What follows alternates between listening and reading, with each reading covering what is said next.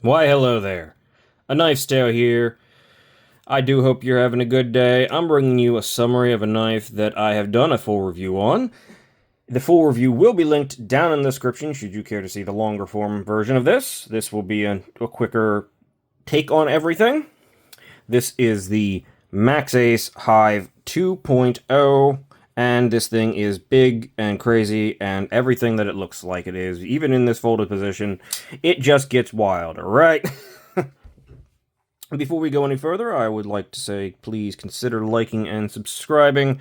You would help the channel. I'm a just small channel trying to grow, and I would greatly appreciate it. And with your help, I hope to get bigger and better. Bigger and better things in the future. So, like and subscribe. I appreciate it. But, what are we looking at actually here? Let's get into the knife. This thing is in M390, titanium, and mokume. I like mokume. I don't think we see it enough. Mokutai can be okay, but I personally think Zirkutai just looks better. But mokume by itself is, yes, that we need a little more of that. Just me. This thing is a blade shape description. Compound ground, recurve, modified sheep's foot with a harpoon. That honestly seems like I'm underselling it, but I think that should pretty much cover it. It also happens to be mirror polished in the primary bevel and the swedge. However, the rest of it is, there's a hand satin on the flat, there's this super, super heavy, I don't even know, would you consider that an orange peel? It's way heavier than a normal orange peel. It's really heavy, but orange peel, I suppose. The recurve secondary grind is stepped, you can feel the texture, and hollow ground.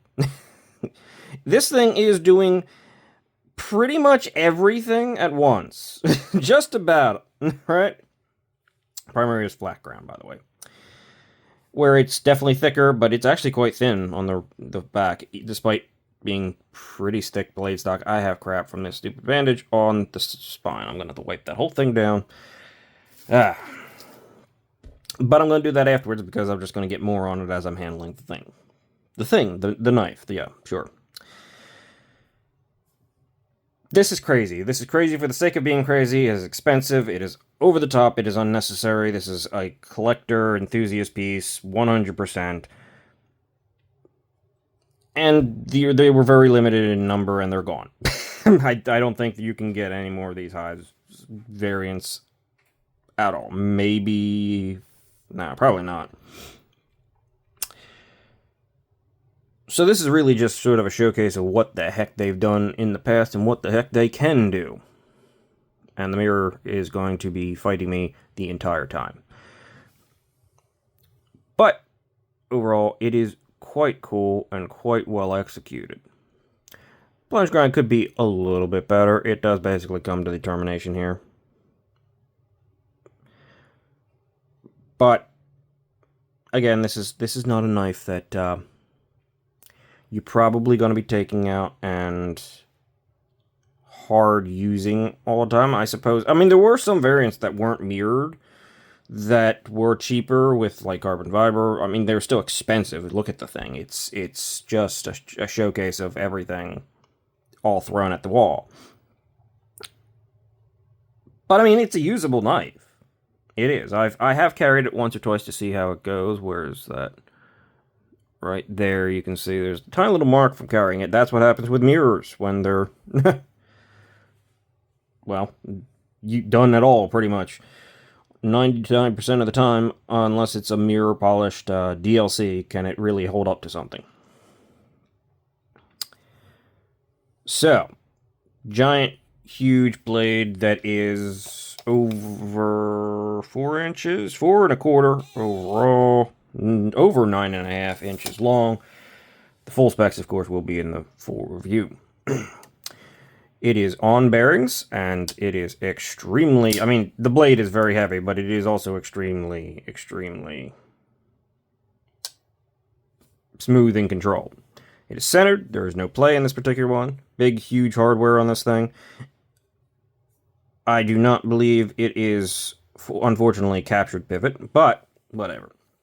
Titanium handles, ridiculous amounts of milling. Ridiculous. Sort of organic structures here, I guess that's the Hive, right? All throughout. Huge flipper tab. It is a flipper-only knife. You cannot get to any of these holes and apertures and fullers and stuff that's going on in here. So, flipper only. The stop pin is way out of the way, so if you actually want to use this thing and want to fix that plunge grind, there we go, you can. And one thing I want to note about this knife is there is no branding on it anywhere other than the M390. Companies need to do this more. They need to be confident enough to just leave everything off of it, right? We know what we bought. We know what we're looking at. Don't need to see a billboard here. Don't need it. This is better looking and much more attractive for it. And, I mean, let's be honest. It's unnecessary. Worst case scenario, if you want your logo, make it real small, put it off to the side, somewhere small, somewhere either up in here, over here, on knives with the different blade shapes, obviously, you can't put it here, but just keep it minimal. Let your creation speak for itself. That's what I'm trying to say. There's a lock bar insert. In fact, in true Maxace faction, I don't know if they do it quite as much. I haven't really heard them doing as much in general lately in terms of putting out crazy big-time pieces. But in true Maxace fashion, you get all this extra hardware, including an extra lock bar insert with a D10 ball in there. Very nice. And they came in this case. Big Hive 2.0. Quite nice. The case, as is with the knife, is probably bigger than it even needs to be to house the knife. But we're just doing extra here, right? Huge backspacer. Crazy clip that actually, I mean, it doesn't have much rise, but it's not nearly as bad in and out of the pocket as you might think it would be. It's not great, but it's not terrible. The carry depth is way down here. And, of course, you have a gigantic, thick thing to grab onto, so you're certainly not struggling to find it. It's a boat anchor, let's be honest. It's going to be huge, it's going to be heavy, it's thick-bladed. It is what it is. But it's really well executed, and it's really attractive. They did a great job here. The lock bar axis is not cut back, but it's thick enough with the thick titanium, and there's a big enough chamfer that, I mean, you can get it from the side, no problem. And, yeah, the action is great. I also did the lock bar cut, relief cut, quite interestingly. It almost doesn't look like there's enough there to be a relief cut, but it works just fine. This is Maxace's version of showing off, and I was here for it for Reich, I'm here for it for Maxace. This is a beautiful, crazy piece that is just a pleasure to have. And the Mokume inlay, we need to see more of that. This is too good not to be used. Even just like smaller accents with maybe like a black finish or something. I would like to see a little bit more of that. I like this material. So, I think that pretty much sums it up for the quick little summary. And look at our Maxace Hive 2.0 here. It's a huge knife. The ergos are great. Somehow, super thick, super crazy, super expensive. This thing was over $600. This particular variant, I don't think it was over $700. Somewhere in there. We're talking years ago now, and as I said, they are gone. I think I said that. Who knows?